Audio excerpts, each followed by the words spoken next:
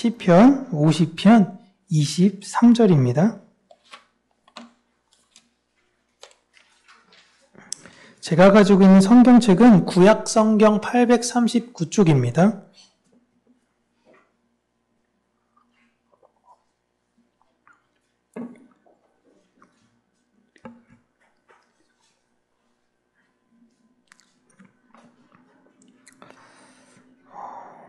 우리 함께 읽겠습니다.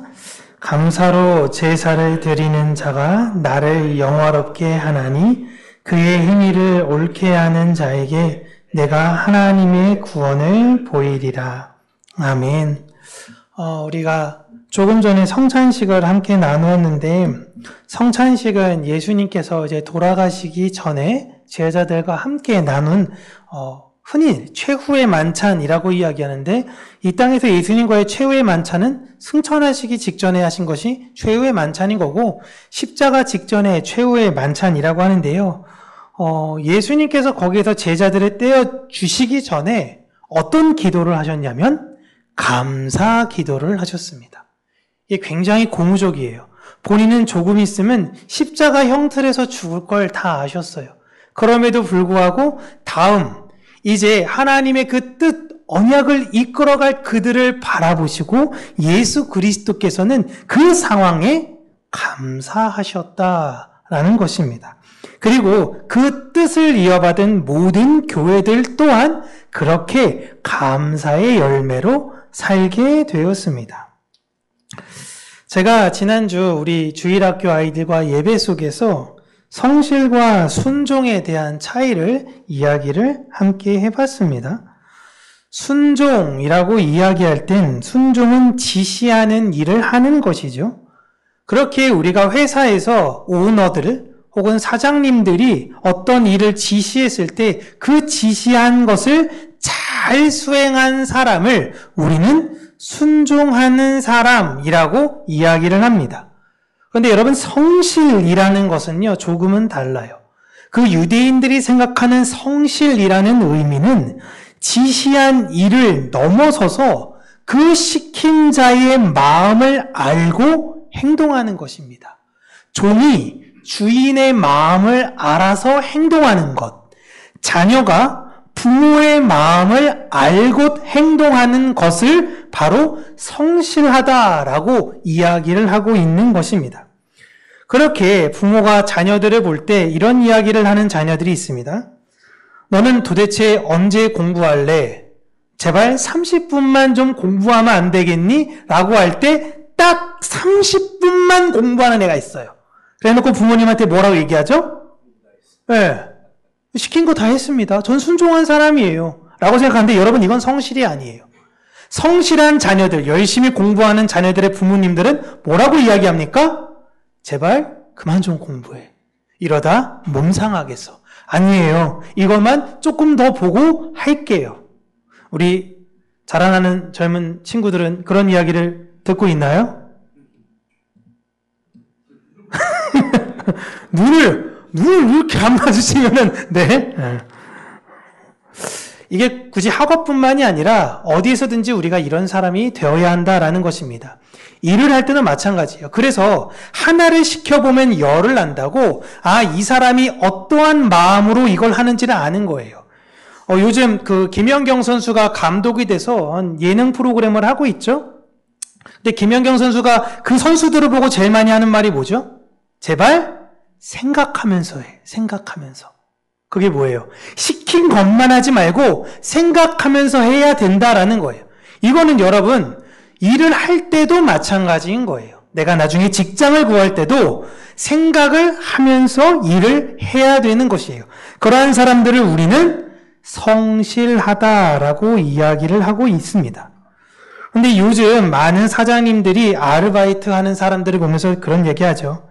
성실까지는 바라지도 않습니다. 제발 일이라도 제대로 했으면 좋겠어요 라는 거예요.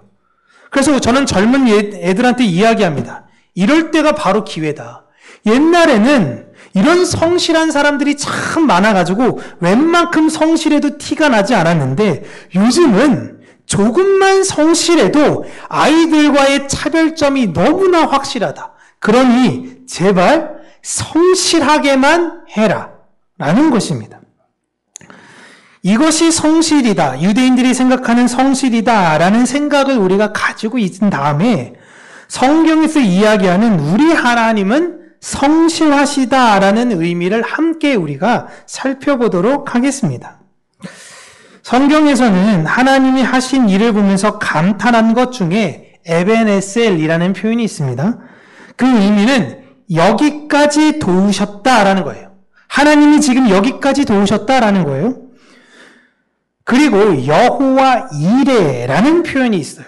이거는 예비하신 하나님이란 뜻입니다. 하나님이 예비하셨다라는 거예요.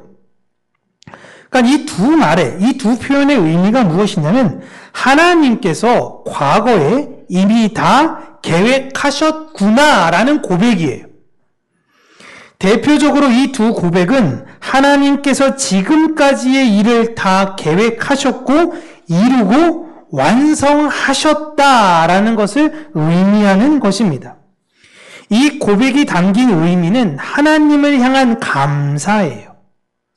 사람들은 삶에서 다 감사를 하지만 하나님 백성들이 하는 감사는 환경에 따른 감사가 아니라 그들이 감사의 존재가 되어지는 것입니다. 이게 여러분 진짜 중요해요. 뭐가 잘 됐으니까, 행복한 일이 나에게 주어졌으니까, 혹은 때로는 내 원수가 망하는 걸 보면서 사람들은 감사합니다. 근데 그런 환경에 따른 감사를 하는 게 하나님 백성들이 아니라 그건 기본이에요. 그 하나님의 백성들의 특징은 그들 자체가 감사의 존재라는 것입니다. 누가 보더라도 저 사람은 늘 감사한 사람이야 라는 인식이 있어요. 슬픈 일에도 슬퍼할 수 있습니다. 그러나 그 안에 계신 예수 그리스도의 사랑으로 인한 감사가 다시금 그 사람을 일으키는 거예요. 그렇게 다시 감사의 삶으로 살아가게 됩니다.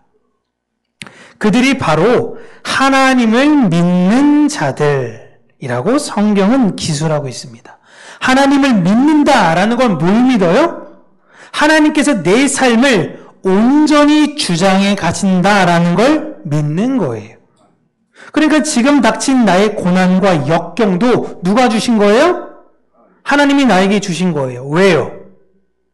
마귀가 준 게 아니라 왜 하나님이 나에게 이걸 주신 것이죠? 이걸 통해서 성장케 되어지기를 원하시기 때문에 그런 것입니다. 감사는 하나님이 어떤 분이신지를 믿게 되었을 때에 내 삶에서 나오는 표현이에요. 그래서 하나님을 믿는 사람들의 감사는 다릅니다. 하나님 복 주셔서 감사합니다가 아니에요. 하나님이 기쁘나 슬프나 언제나 나와 함께 계시니 감사합니다예요. 여러분 TV를 우리가 가만히 보실 때에 제가 보면요, 기업, 재계 총수들 이런 사람들이 나왔을 때 정말 자신의 주식이 완전히 망하고 회사가 어려움 가운데 있었을 때에 그럼에도 불구하고 감사합니다라고 이야기한 여러분 총수 보셨나요? 난리 납니다. 주주들이 끌어내릴 거예요. 미친 거 아닙니까? 라고 이야기하면서요. 보통 다큐 3일 혹은 세상에 이런 일이 이런데 가만히 보면요, 감사할 수 있는 환경이 아닌데 감사한 사람들을 초점 잡아요. 어떻게 저런 상황에서 저 사람은 감사할 수 있지? 그런 사람들의 처한 환경과 상황을 보잖아요. 절대 감사할 수가 있는 게 아니에요. 근데 그들은 감사하다라고 이야기합니다. 심지어 제가 고물상에서 고물을 팔며 몇천 원 버신 할머니가 그 고물상 주인이 내민 요구르트 한 개를 받으면서 감사의 기도를 했던 모습이 아직도 제 뇌리에 선명해요. 감사함으로 기도해요. 그리고 옆에 자기를 계속 촬영하는 그 PD한테 줄까? 라는 거예요. 너 마실래? 라는 거예요. 하나님의 백성은 하나님이 복 주셔서 감사합니다가 아니라 하나님이 기쁘나 슬프나 언제나 나와 함께 계시니 감사합니다예요. 믿음의 뿌리가 달라요. 오늘 본문에서도 감사로 제사를 드리는 사람이 하나님을 기쁘시게 한다라고 합니다. 제사는 일반적으로 하나님께 용서를 구하거나 혹은 좋은 일이 있을 때 드리는 것입니다. 그러니까 기쁘거나 슬플 때 드리는 게 제사예요. 그런데 하나님께서 이 제사를 만드신 의미는 네가 잘못을 하든 기쁜 일이 있든 슬픈 일이 있든 좋은 일이 있든 내가 항상 너와 함께 있다라는 것을 기억해야 한다라는 의미로 제사를 드리라라고 하신 거예요. 이게 진짜 중요한 거예요. 제사를 하라라는 게 중요한 게 아니에요. 여러분, 우리가 왜 예배 드리죠? 예배를 드리는 게 중요한 게 아니에요. 내가 하나님과 함께 하심을 확인하기 때문에 이 예배가 중요한 거예요. 그렇기 때문에 예배에 일찍 오고 예배를 사모하는 마음 가운데 드리는 겁니다. 여러분, 저랑 뭐 관계 맺으려고 오시는 거예요? 혹은 친한 사람들이 있으니까 그 사람들이랑 이런저런 이야기 나누려고 교회 오시는 겁니까? 그런 게 아니에요. 아, 맞아. 하나님이 나와 함께 계시지. 동물은 뭐로 잡아야 한다, 어떻게 해야 된다, 이런 의식적인 것보다 그 제사를 드리려는 마음의 시작은 나와 함께 하신 하나님을 향한 감사인 것입니다. 히브리 기자들은요, 제사가 없는 교회에게 이제는 어떻게 감사의 표현을 하나님께 해야 합니까? 라고 물어봐요. 여러분, 유대인들은 그전엔 기쁜 일 있으면 제사했고요, 슬픈 일 있으면 제사했습니다. 그런데 예수님이 나의 구주가 맞는 것 같아 해서 개종했어요. 근데 기쁜 일이 있을 때, 슬픈 일이 있을 때 옛날에는 제사를 하면 됐거든요. 그럼 이제 우리는 뭐해? 어떻게 해야 되죠? 라고 교회의 권위자들에게 물어본 것입니다. 그때 히브리서 13장 15절 이렇게 이야기하고 있습니다. 그러므로 우리는 예수로 말미암아 항상 찬송의 제사를 하나님께 드리자. 이는 그 이름을 증언하는 입술의 열매니라. 아멘. 이스라엘 사람들이 그동안 수십 년간 했던 것, 그것 여러분 하지 않으면요, 너무 어색해요. 그래서 자꾸 뭐라도 해야 할 것 같은 마음이 있어요. 여러분, 불교 혹은 다른 종교에 있다가 기독교로 개종하신 분들이요, 와서 많이 물어보는 질문 중에 하나가 뭐냐면요, 어떻게 해야 합니까? 라는 거예요. 목사님, 그러면 어떻게 해야 하는 거죠? 그쪽은 여러분 다 방법이 있습니다. 자, 뭐 기와를 사시고 연등을 올리시고 그 다음에 참석하시고 뭐 108배를 드리시고 막 이런 다 있어요. 그래서 교회 안에서도 그런 것, 내가 수십 년간 불교에 있어서 그 삶이 익숙한데 교회는 뭘 해야 합니까? 여러분 뭐 하라 그럴 겁니까? 헌금하셔야 합니다. 새벽 예배 나오셔야 합니다. 이게 아니에요. 예수로 말미암아 항상 찬송의 제사를 하나님께 드리자. 당신의 삶 속에서 늘 하나님으로 기뻐하며 내가 하나님의 자녀라는 걸 잃지 않고 사세요. 그거는 되는 거예요. 그 감사가 나오니 헌금을 하는 거고, 그 감사가 나오니 교회 안에 헌신과 봉사를 하게 되는 것입니다. 이게 거꾸로 되어져 가고 있어서 너무 가슴이 아프죠. 하나님이 우리와 함께 계시기에 우리는 감사할 수 있는 힘이 있는 것입니다. 오늘 본문은 제사라는 것이 중요한 것이 아니라 그 제사의 의미인 하나님이 우리와 함께 계신다라는 것을 기억하고 그것에 감사하며 살아야 하는 것을 이야기하고 있는 거예요. 하나님이 너와 함께 있다. 근데 자꾸 잊어버려요. 특히 고난과 역경이 있으니 잃어버립니다. 오랜 시간에 포로 세월을 했었던 이스라엘 백성들이 이제 하나님은 우리와 함께 계시지 않는 것 같아. 내 삶은 망했어. 이게 뭐야? 하나님 믿었더니 수백 년간 이게 무슨 삶이야? 라고 이야기했는데 하나님께서 마리아에게 나타나셔서 이야기하셨어요. 그의 보라 처녀가 아들을 잉태하여 아들을 낳을 것이니 그 이름을 임마누엘이라 할 것이라. 그 뜻이 무엇이에요? 임마누엘이라? 하나님이 우리와 함께 계시다. 400년간 너희들이 포로 가운데 있었지. 근데 하나님이 너희들을 버려둔 게 아니라 하나님의 완전한 계획 안에 있었던 거예요. 우리가 우리 인생 가운데에 수십 년간 괴로움, 수십 년간 고질적 질병, 어려움 가운데 우리가 있을 수 있어요. 그래서 누군가 볼 때에 야, 그렇게 예수 믿을 거면 좀 종교를 바꿔봐. 그게 진짜 하나님이 살아계시는 거야 라고 우리를 조롱할 수 있습니다. 다윗도 이걸로 인해서 너무 마음이 아팠어요. 하나님, 적들이 나를 보면서 조롱합니다. 너 진짜 하나님이 계시냐? 너 진짜 하나님이 있으면 우리한테 보여줘라. 그래서 다윗이 너무너무 괴로워해요. 하나님 어떻게 합니까? 어떻게 합니까? 하나님의 백성들이 감사할 수 있는 이유는 이 고난에 분명한 끝이 있다라는 확신과 그 고난을 뛰어넘는 장차 비교할 수 없는 영광이 우리에게 있다라는 확신이 있기에 우리는 그 고난을 마주하면서도 감사의 고백을 하나님께 드릴 수 있는 거예요.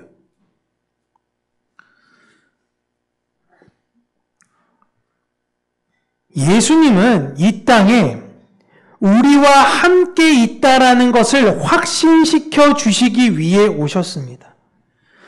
그리고 그분은 우리를 대속하여 죽으셨고 그로 인해 모든 제사는 이제 끝이 났어요. 이제 우리와 영원히 함께 계셔서 우리는 내 안에 계신 그분과 함께 교제하며 그분께 감사의 제사를 드리고 이 땅을 살다가 가면 되는 거예요. 대단한 거 아닙니다. 하나님께서는 이 땅의 감사의 열매들과 함께 계시고 그 감사의 열매들을 창세 전에 계획하시고 심으셨던 것입니다. 그들이 내 삶 속에 늘 고백하는 게 뭐예요? 에베네셀. 하나님이 지금까지 나와 함께 하셨어. 여호와 이레, 하나님이 나와 함께 하셨어. 여호와 니시, 그래, 하나님이 우리에게 주신 승리야 라는 거예요. 모든 것에 있어서 하나님, 예수 그리스도로 수렴되는 거예요. 예수님께서 하늘의 선물로 이 땅에 오셨고 그 씨앗이 우리에게 심겨지고 그 씨앗이 자라면서 성령께서 열매를 맺게 하신 거예요. 그래서 성령의 열매는 바로 우리들입니다. 그 열매가 우리 자체예요. 우리가 바로 감사라는 열매가 되는 것입니다. 그 감사의 시작이 어디에서부터냐? 하나님, 내 환경 바꿔주세요. 그럼 내가 감사할게요. 내 자식 진급시켜주세요. 내 자녀 좋은 대학 붙여주세요. 내 자녀 성공하게 해주세요. 내 남편 승진하게 해주세요.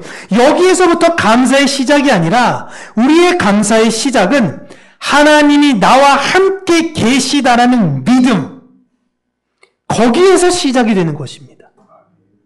그 하나님께서 지금까지 이루어 가신 것과 이후로도 성실하게 이루어 가실 것을 믿는 것, 그것만으로도 우리가 감사의 열매가 되어지는 거예요.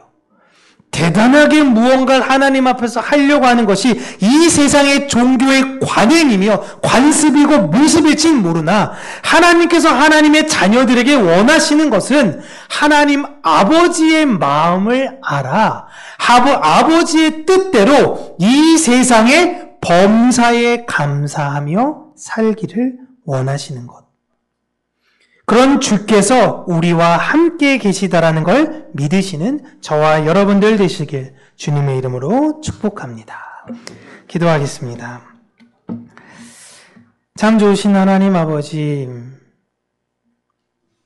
자꾸 어떤 조건을 따지고 나에게 어떤 환경을 바라며